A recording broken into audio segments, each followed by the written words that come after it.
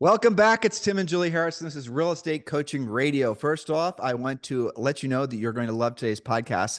It's 7 leadership secrets to skyrocket your real estate success. And Julie, you created this outline, which they can get right here Mhm. and right here and right here. Right? If they subscribe to Harris Real Estate Daily, which is our daily newsletter, which is the only place where our long form notes live. And a lot of you guys use these in today's podcast notes in particular, use them for training your teams, use them for training your brokerages, and of course, your own personal information. So if you want our notes, you have to subscribe to the newsletter, which is harrisrealestatedaily.com. I'm going to remind you at the top of every podcast, it's really important that you do that because in addition to the notes from that day's podcast, in addition to the video from that day's podcast, we also include a lot of exclusive content. Some of the content is later then published on Housing Wire, in National Association of Realtors, in Florida Association of Realtors. So Julie and I might release a white paper. So newsletter subscribers, you guys get our long form writing for free, sometimes a month or two ahead of what everyone else, when everyone else receives it in, for example, Realtor Today or whatever the magazine is now called. And Julie, you just had two, or you're about to have 2 articles published, one in NAR and the other in, what was it? Housing Wire? Yeah. Mhm. Yeah, so there you go. So Julie, what inspired you to write this outline for today's podcast? Well, we've seen a lot of movement lately in teams and brokerages. Some of them are shrinking, some of them are just moving around. Some agents are getting out of the business. After all, 71% of licensed realtors sold 0 homes in 2024. So it gets back on some level to leadership. And leadership isn't a luxury, it's your lifeline if you're going to be committed to it. You're not just an agent or a team leader or a broker, you're the CEO of your business. So our notes today largely apply to team leaders and brokerages, small teams, medium teams, but maybe you're not even running a team. You can apply all of these points to yourself as well. Well, Maybe it's also, just Julie, you and one partner, or maybe you're on a family team. Go ahead. well, in our coaching business and our other businesses, we use a lot of, I guess, what would be traditionally called virtual assistants. We use remote employees. Mm-hmm. That's your team.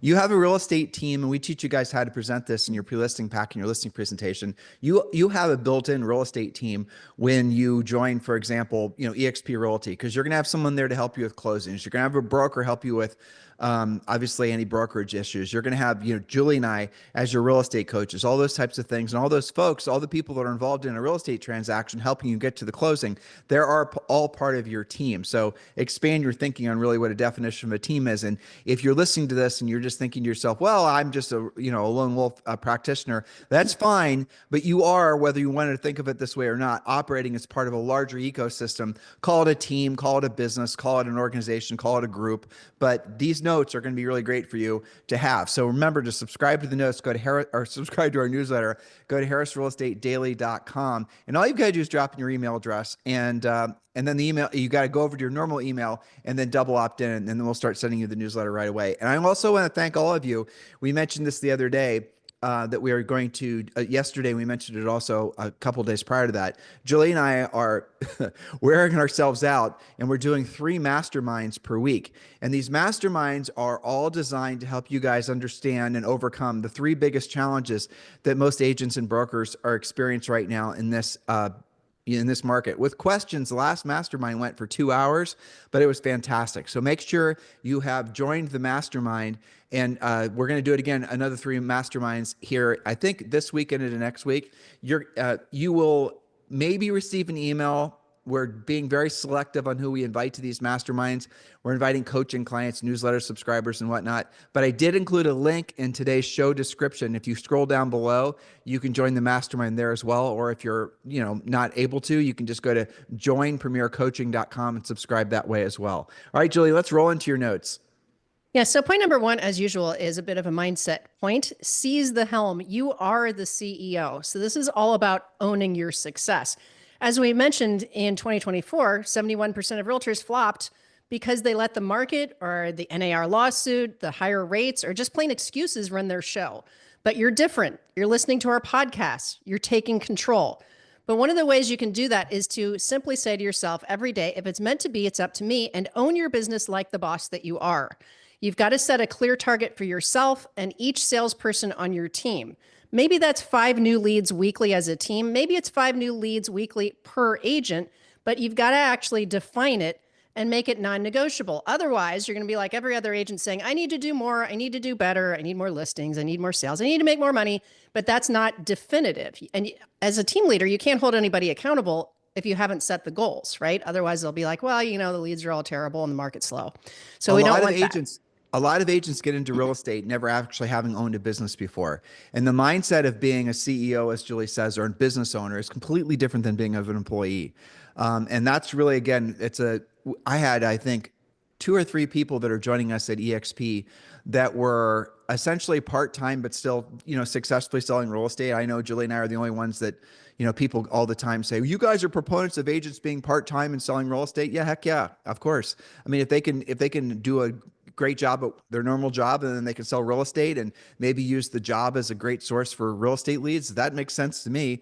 But in any event, the question that I had for them is, how are you going to increase your transactional volume if that was your goal while you are working, if your mindset is that of an employee? Because you're going to have to make the strategic shift in your thinking away from being someone who's working on behalf of somebody else's request and plan to working on your own. And if you ask me, one of the biggest reasons why agents fail is because they don't make that mental emotional shift. They expect somebody to do that for them.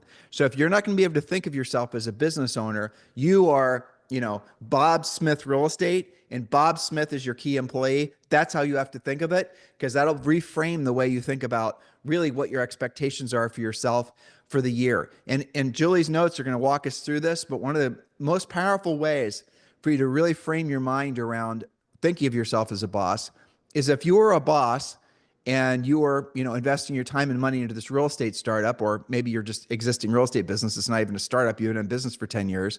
You would set an annual goal. And annual doesn't have to be 12 months, right? I mean, it doesn't have to be January to December.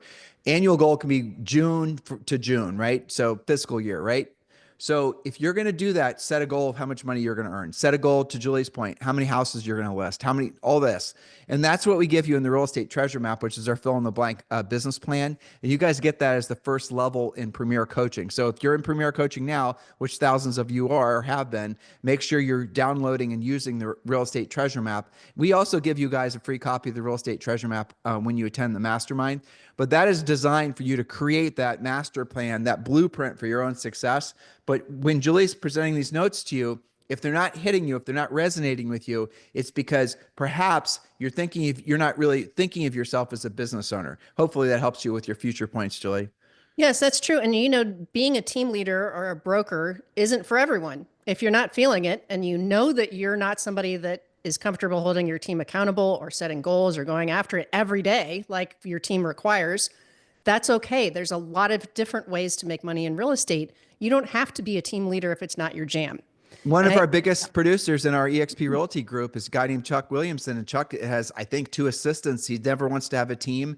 As far as production goes, I think in EXP in the United States, he's definitely top 10 for individual agents. He sells well. He earns well into the 7 figures as far as what his personal income is. And he didn't want a team. He doesn't want the hassle of it. And that makes sense. He can make huge margins. So when he makes $10,000, he's keeping basically 9,500 of it, and the rest is going to the running of his business. To Julie's point, then a lot of pressure is put on agents when they get into real estate that you have to scale. You have to build a team. You have to do this branding and this marketing. Well, I'll tell you right now, that's not true.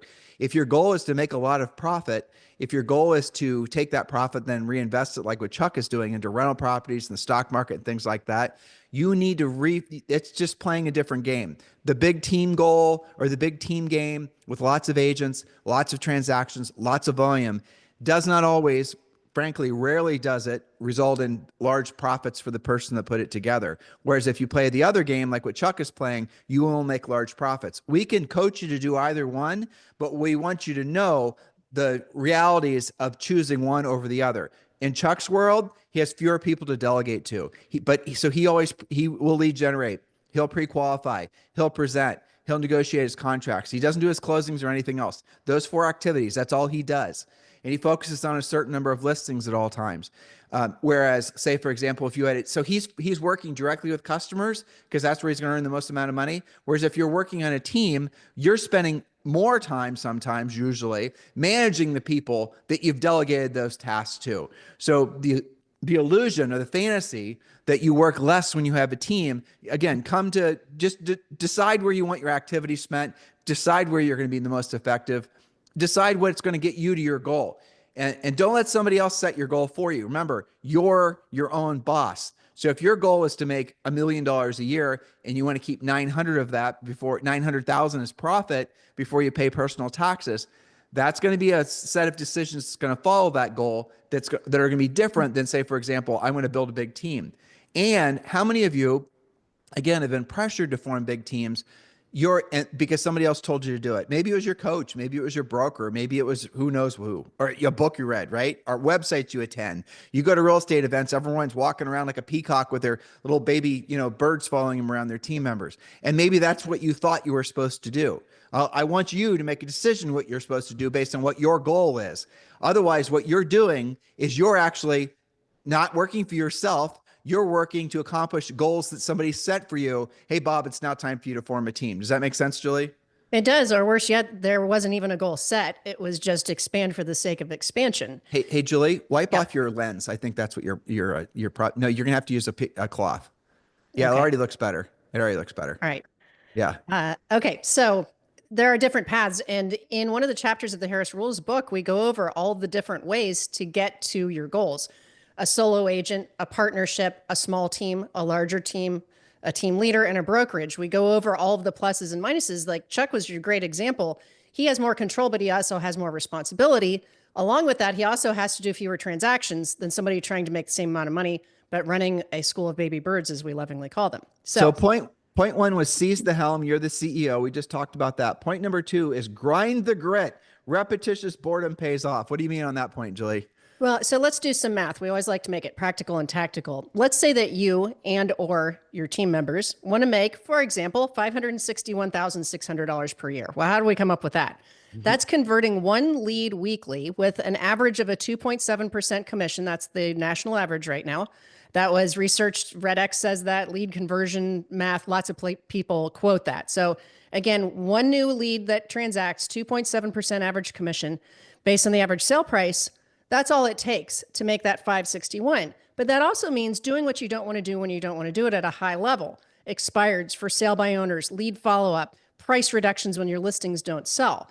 The difference between agents that are doing that or more and everyone else is that top producing agents and really great team leaders go head on into what they might have previously thought of as conflict or stress. They do the work of real estate.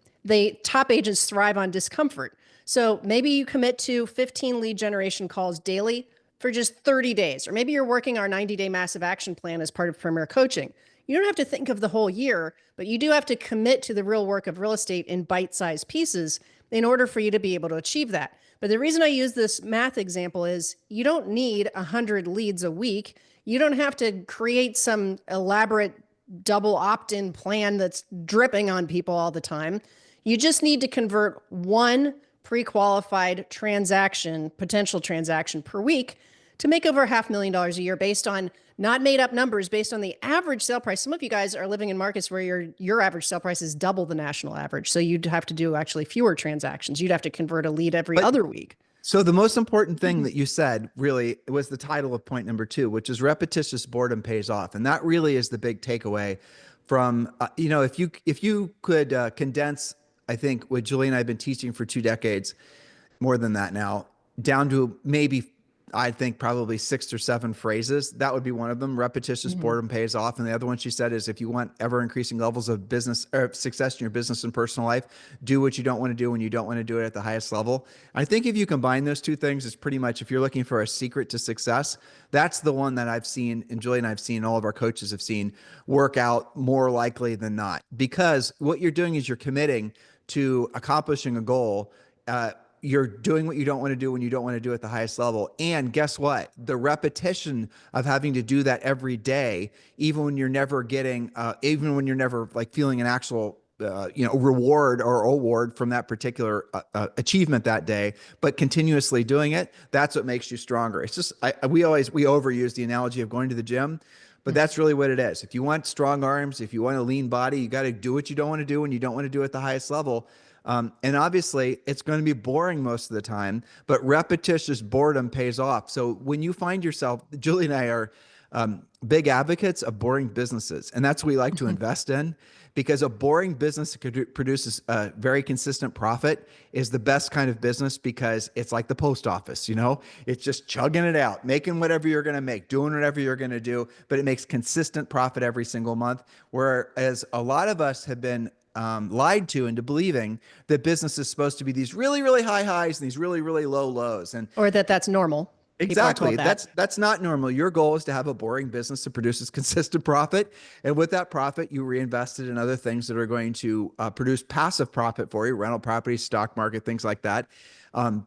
Yeah. And that's when you get rich. And rich is where your money works for you. You no longer work for your money. So that's 3 of our 7 phrases, Julie. We'll have to maybe Trying to write weave those them down. in. That's right. Yeah, we have. Well, they're also the in the Harris Rules book, our book. They're also the titles of the chapters. True. All right, Julie. Point number 3, and that this one's definitely true. Use proven scripts versus winging it. So forget arm twisting clients or winging it or barking at your team. Use them yourself and teach really great scripts. What's your ideal closing date? What's next with your moving plans? Sometimes I listen to prospecting calls, and agents have gotten good at like figuring out how to get on the phone and powering through that. But it's what they're saying. It's not just making contact. It's how you're having conversations, that you're asking open-ended questions. All scripts are question-based outlines that lead you to either close on an appointment or decide that there is no appointment to close on. So stop winging it, both as a team leader and, for your agents. So in 2023, there was a stat, 88% of buyers said that agent communication was their top priority. And we know from previous surveys that all sellers say that communication is their top priority. That's why we have a communication guarantee as part of their pre-listing package in Premier Coaching.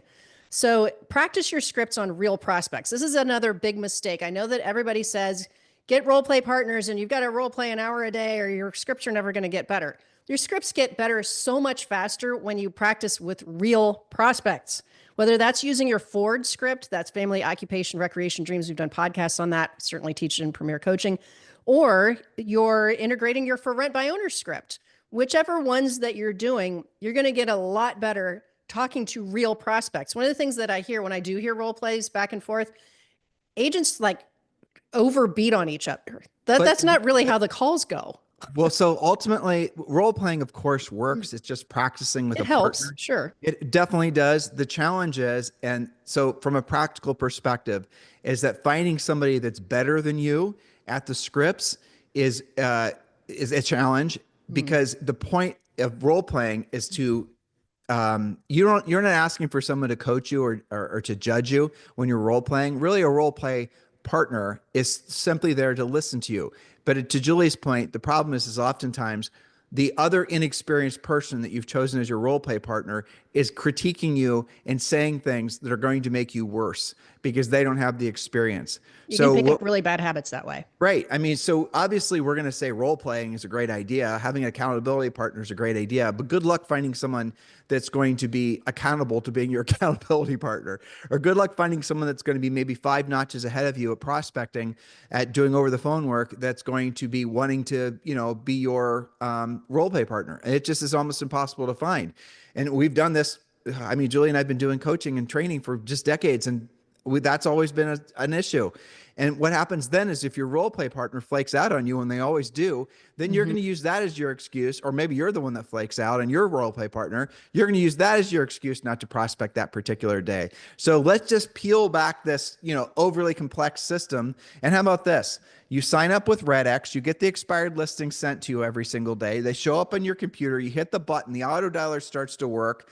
You then basically use our script. You have our script right there in front of you. And to Julie Harris's point, you're now role playing with a prospective seller, because that's going to be immediate, urgent feedback. You're going to know exactly, what is working, what is not. Use our scripts. Don't try to make your own scripts. Remember, when it comes to our scripts, you want to memorize them, then you want to internalize them, and then personalize them. Don't just start personalizing them because you don't understand why this is said this way or this is said that way. You got to do it exactly like we present it to you to present it to the prospective sellers or buyers, but sellers primarily. And when you do that, you're going to start getting consistent results. And you are really smart if you're going to hire a coach right out of the gates that is an experienced prospector that can listen to you and give you real valuable criticism, suggestions on what you can do to get better. Obviously we do that at our coaching organization. The moral of the story is role play partner's good, accountability partner's good. Finding a real one, very, very hard to do, if not impossible. So definitely use the sellers that are in your market that will list their homes with you if you follow the scripts in our 7-step listing process. And yes, you want to know about RedX. Here's the way to get more information on RedX. Text the word RED, RED, to 47372. Text the word RED, RED, to 47372. And RedX is the system that I would definitely use. Well, I have all of our coaching clients use it. And the way it works is they'll go and do the research of all the new expireds in your marketplace. They'll send you all the phone numbers for the prospective seller, and they'll even dial the phone for you. And you can then make a lot of expired contacts in one particular sitting. Do it first thing in the morning because that's when you're going to have the best energy. I don't know about you guys, but the older you get, the sharper, frostier, friendlier you are, more resilient you are in the morning. So don't give that time up for Facebook or Instagram or all this other dumb crap. Use that time in the morning where most of us feel our best. It doesn't, older or younger, but definitely older is true. And then call the expireds in your marketplace. That is where the gold is in your market. It's true. And if you're saying right now, I'm never going to call expired listings because I'm going to go instead of doing a bunch of passive videos, you're going to most likely suffer needlessly. And then a year from now, 6 months from now, maybe now, you're going to say, I wish I would have listened to Tim and Julie Harris and done what I didn't want to do when I didn't want to do it at the highest level. That's what it takes to be successful in a market like this. You're going to have to do the real work of real estate. I realize Jules and I are the only people telling you this, but it's the truth. How do I know it's the truth? Obviously, we have thousands and thousands of past coaching clients, but additionally, look at the percent of agents that sold no homes last year. Of all the members of the National Association of Realtors, 71% sold 0 homes last year. 0. Now, why? Yeah, but I bet all of them had CRMs and drip systems. Totally. I guarantee you they all are on TikTok too. Yeah. All right, Julie, let's go to our next point. Number 4 is own the flops. Own the flops. Fix, don't blame. That's right. This is all about keeping the deals apart keeping the deals together rather, that you worked so hard to get in contract. Maybe a listing's tanking on you as a deal trying to fall apart. Don't cry about rates, inventory, the market's tough. Grab the reins and fix it. Do what you don't want to do when you don't want to do it at the highest level. Sometimes, yes, that means bringing bad news to a seller or a buyer, but fast action saves at least 20% of deals. There's a survey that Inman did about deal recovery, and at least 20% of the time, and with our coaching clients, we've tried to have 100% standard. And in fact, we've done past podcasts. Remember, we've done some on what happens if the inspection goes bad, the financing goes bad. Don't give up. This is a big mistake. Oh, I got this thing came over that the buyer's no longer qualified. Maybe you can fix it. Have you tried? Don't just assume the deal is Well, they dead. don't know how to, right? I mean, that's the essence of the That's why we have problem. coaching and podcasts. And, and most of the agents listening and even the productive agents that have only been in the business for say 5, 6, maybe even 10 years or less, they've never had to really deal with gnarly closings because the sellers were always in control. Maybe not the last 2 or 3 years in most markets, but the reality of it is you haven't had to have a lot of inspection issues to the point where you might lose the deal. Not like you can tell the buyer to pound dirt because you've got 3 backup offers. That's exactly right. And so now that you have to have more skill, you're going to have to learn what to say and how to say it. But your policy should be once the property is in contract, once you've signed, everyone's signed off on everything, the deal must close. And you can make that happen, but you're going to have to learn the skill set. And that is a huge focus, especially in this market and premier coaching. All right, Julie, point number 5, kill the ego, serve, don't swagger. That's right. Ego is a deal killer. In 2024, 65% of agents lost clients because they couldn't play nice with the lenders, the stagers, the admins, other team members, other agents. That's a survey that Bright MLS, which is a great MLS, did a 2024 client retention study. So yes, share your wins and put clients first, saying if it's meant to be, it's up to me, but stay humble. The deal didn't necessarily happen 100% because of you. It takes a lot of different parties to make it to the finish line. But that said, part of killing your own ego as a team leader or a broker is to celebrate with your team. Maybe every Friday, email your team members a specific thank you. Jenny, your photos totally sold that cottage. Or call them or do a group Zoom. Celebrate their wins so that they feel that they're recognized. put that recognition, place your ego, that need for attention on your team members, and they'll feel a lot better and they'll feel a lot more encouraged to keep their deals together and to go on to the next one. Next one. Yeah, the next Point number transaction. point number 6. Keep calm and carry on. Julie? Panic is for rookies.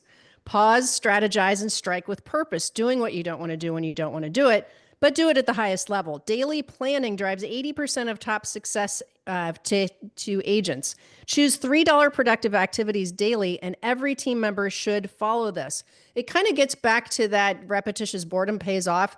When every day you're doing dollar productive activity, it does add up. And when something goes a little bit sideways, you can pause to take care of it, but you are still generating. It's the quintessential top producer issue, and even up and coming agent issues, is when you're busy, you still have to generate. When you generate, you don't have to tolerate. When you generate, you don't have to tolerate feast and famine. You don't have to tolerate, deals that you shouldn't be converting anyway, because it's just never going to happen. You've got to generate more, but keep calm and carry on. You've got to be the steady force. Otherwise, it's going to be panic all the time. There is a sense of confidence. There is a sense of resolve that comes from knowing every single morning when you wake up. Maybe you have team members who are going to be doing this. And point number 7 is my favorite point of this whole section, by the way. Mm-hmm. But what Julie's about to read to you, there's a certain calm, peace of mind, confidence that can only come from you knowing that you can set a listing appointment that particular day. And every one of you can. Every single day, where we coach our agents to get to is that they are supposed to set one pre-qualified listing appointment a day and then take one pre-qualified listing, depending on what their business plan is. But it's easy to fall out of it's easy to rationalize, well, I'm supposed to take one listing according to my business plan this week from, proactive lead generation from centers of influence and past clients. Well, I didn't do it. I'll just do 2 the following week. Oh, I didn't do it. I'll just 3 the following week. And then the end of the month and you didn't take any. So the mindset is, again, you're the CEO of your own life and your own business, right? The mindset is that you're going to set one pre-qualified listing appointment per day, and you're going to take one listing a day. That's it. Morning, set the appointment. Afternoon, maybe go on the appointment you set the previous day. You guys get the idea. That is a high standard, and I'm not expecting everyone to, meet that standard right out of the gates when they join Premier Coaching, but mentally work towards that particular goal. If you are a CEO and you're investing in Bob's Real Estate, and your name also happened to be Bob, you would want Bob, who you're investing in, to have a very high standard. So let's say that is Bob's goal. He's going to set one, take one. His goal is to set, I know it's a big goal, but just bear with me here just to get the overarching point.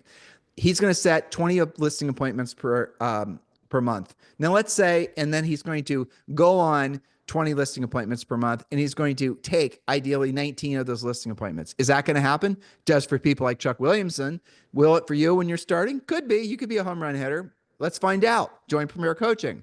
But for the most of you, if you're going to have big goals and you fall and you only hit half of your goal, or if you only hit a third of your goal, think how much more money that is, right? So if your goal is to set 20 listing appointments and take 20 listings a month, and you only end up taking like a third, so you end up taking, 5 or 6 listings, and each listing is worth $10,000 when it sells, you've just created $60,000 if no other deals come from those 5 listings going forward. That is a really fantastic way to go about thinking about it. It's we're choosing Zoe's summer camp. She's going in a month or so, and she's going to this really crazy, like idyllic summer camp in the middle, up on a mountain in North Carolina. It's going to be I'm so excited for her. I never went to camp, so, I'm excited about it. We're living vicariously. We totally are. We're looking at the videos every day and going, oh, Julie, look at the rowboats and the rope swings and the. Oh yeah, we're not going. She is. Yeah. Yeah, we're going to be doing podcasts, but in any event. So, arrow, she's going to be learning how to shoot a bow and arrow, which I thought was hilarious. And the analogy or the thought exercise for this is, if you're setting goals, it's just like bows and arrows. So I want you to imagine you're a kid, right? And you're trying to, you got a bow and arrow, and you're trying to hit the target that's, I don't know how many feet away it is, 100 feet, good distance, right? You're just a little kid. Your arm's not that strong. Bows and arrows take some muscle. Well, you have the arrow, you pull it back, you're aiming right at the target. Are you going to aim dead center at the target, above the target, or below the target? So your goal is to hit dead center, but where are you going to aim? Now I want you to remember, when you release that arrow, the gravity is going to pull that arrow down. Gravity it just to carry this analogy forward, gravity is going to be a bad day. Gravity is going to be interest rates go up. Gravity is going to be some hypey thing in the news. Gravity is going to be your kid gets the flu. You get the flu. You guys get the point? That's the gravity in this analogy. So you pull that arrow back, you release the arrow, pull the bow. What's it called? The string. There's some other name for it. You can tell I never went to a camp. That thingy. Yeah, thingy. So you pull the thingy back and you release the arrow, and the arrow is going to fly through the air at the target. If you aim above the target, the arrow is going to fly down, then the arch is going to hit it dead center. That's how you guys have to do it in the form of setting goals. You don't ever want to shoot for accomplishing your goal. You want to shoot for exceeding your goal, because life will pull your goal down a little bit slightly, and then you'll hit dead center. That's the mindset. Don't work towards the accomplishment of a goal. Set a goal that's unrealistic. I know it's hard. Oh, I need to give myself some more me time. I don't like what Tim and Julie are saying. It's blah, blah, blah, blah. Stop and smell the roses. Nope, you smelled the roses enough. Now it's time to get to work. So aim above the target, and when the arrow flies down, you're going to hit dead center. That's how you exceed your goals. So if your goal is to set and take 10 listings a month, 10 listing appointments a month, we're going to show you how to do it in Premier Coaching and all the other things we teach you. And if you end up setting and taking 3 or 4, that means if you do that every month, you're going to sell 30 or 40 listings. And I bet you at least half those sellers want to buy a house. Now you've just discovered how to sell 60 houses. Oh, and your average commission is $10,000. Congratulations. You've now made $600,000. Does that seem too simple to you? Is that okay? Is that okay? I mean, you want to make it more complicated and say, oh, nope, you got to do a bunch of videos. You got to do a bunch of CRMs and drip campaigns. Yeah, but it's about staying on mission is what I'm hearing you say. It's about recognizing that is your prevailing mindset, is setting a new listing appointment and taking a listing a day. Now, maybe your business plan doesn't call for that many transactions. It's about the mindset of that being your job. Your job is your number one job in real estate, assuming you are earning your living in real estate. If it's just, your side thing, maybe it's different for you.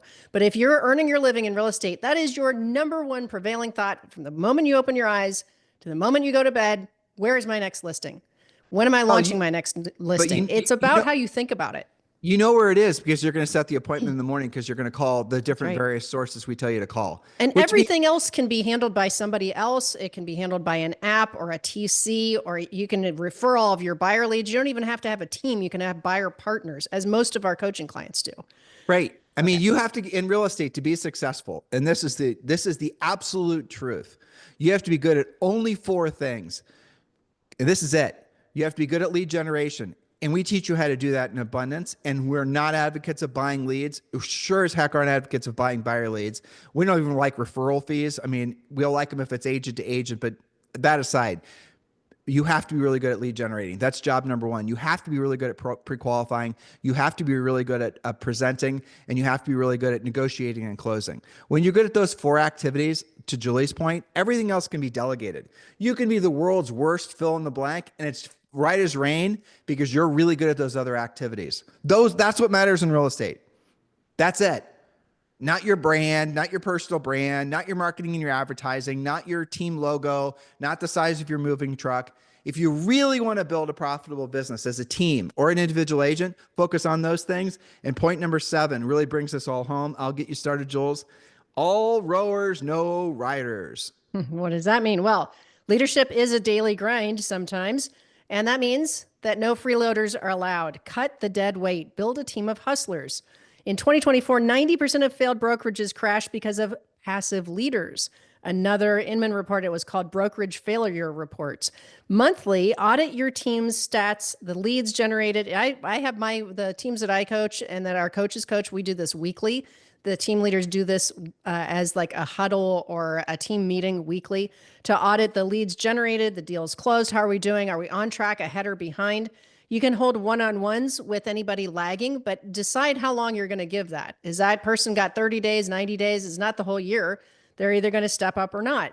You've got to set those key performance indicators or KPIs, or let them go. That's okay. But I think there's more to this. Obviously, we can't do the whole thing on a podcast, but go ahead. You bring up a good point, Julie. I mean, sometimes when you keep an employee or a staff member or a team member, an agent, when you keep them in your business because you're trying to nurture them, you're trying to, I don't know, You're trying to Help them give them out. extra care and feeding, and you're trying to, oh, you don't want to get rid of people. You're actually hurting them because they're probably not in the right situation, maybe not in the right career, and you're holding them back for what they probably should be doing. So, Mhm. if you're not, you've got to change your mindset. If you got somebody that's working for you, working in your brokerage, and they're taking resources, your time is a resource, your most valuable and arguably, um, and they're not carrying their own weight. They're riding in your boat. They're not rowing in the boat. They're not contributing to the work. They're just riding along, enjoying the ride.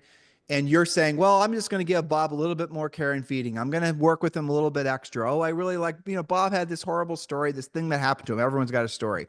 Oh, he had some hardships. He had this, and the other thing. I'm going to give him a little bit longer, a little bit longer.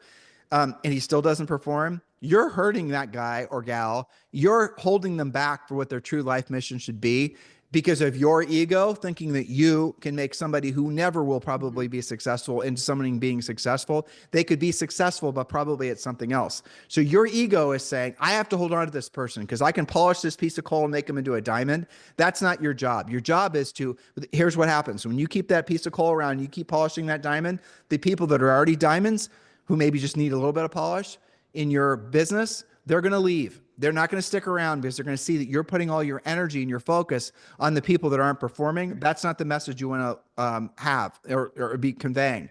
Your job is to always be upgrading staff, always be upgrading your mindset. But I want to make Julie's last point even more practical.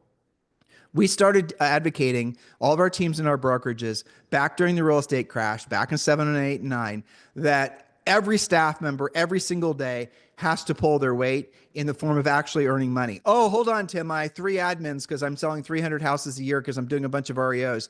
How can they possibly be doing anything other than processing deals? They got time. So how much are you paying them? Well, I'm paying them $40,000 a year. Okay. So how much are you paying them a month? I'm paying them $3,000 a month. All right. What's the average BPO pay in your marketplace? It pays $100. All right. They have to start doing 30 BPOs a month.